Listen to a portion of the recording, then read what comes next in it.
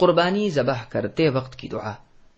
قربانی ذبح کرتے وقت کی پہلی دعا انس بن مالک رضی اللہ عنہ سے روایت ہے کہ نبی صلی اللہ علیہ وسلم نے سینگوں والے 2 چتکبرے مینڈھوں کی قربانی کی، انہیں اپنے ہاتھ سے ذبح کیا اور انہیں ذبح کرتے وقت یہ کلمات کہے: بسم اللہ واللہ اکبر، اللہ کے نام کے ساتھ اور اللہ سب سے بڑے ہیں، اور اپنا پاؤں ان کی گردن پر رکھ کر ذبح کیا۔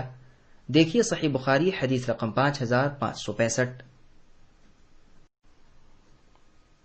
قربانی ذبح کرتے وقت کی تیسری دعا جابر بن عبداللہ الانصاری رضی اللہ عنہ بیان کرتے ہیں کہ قربانی کی عید کے روز نبی صلی اللہ علیہ وسلم نے 2 مینڈے ذبح کیے، پھر جب انہیں لٹایا تو یہ کلمات کہے: انی وجہت وجہی للذی فطر السماوات والارض، میں نے یکسو ہو کر اپنا چہرہ اس ذات کی طرف کر لیا جس نے آسمانوں اور زمین کو پیدا کیا۔ علی ملت ابراہیم حنیفا، بائیں صورت کے ابراہیم علیہ السلام کی ملت پر ہوں۔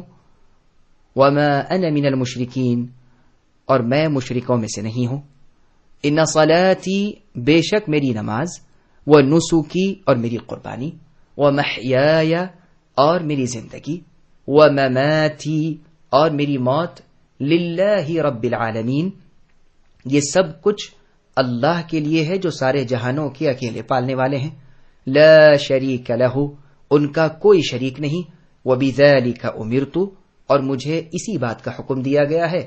وانا من المسلمین، اور میں فرما برداروں میں سے ہوں۔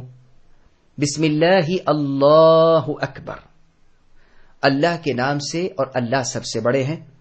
اللہم منک ولک، اے اللہ یہ جانور آپ کی طرف سے ہے اور آپ ہی کے لیے ہے۔ من محمد و امتہ، محمد صلی اللہ علیہ وسلم اور ان کی امت کی طرف سے۔ دیکھیے مستدرک للحاکم حدیث رقم 1716 اور صحیح ابن خزیمہ حدیث رقم 2899۔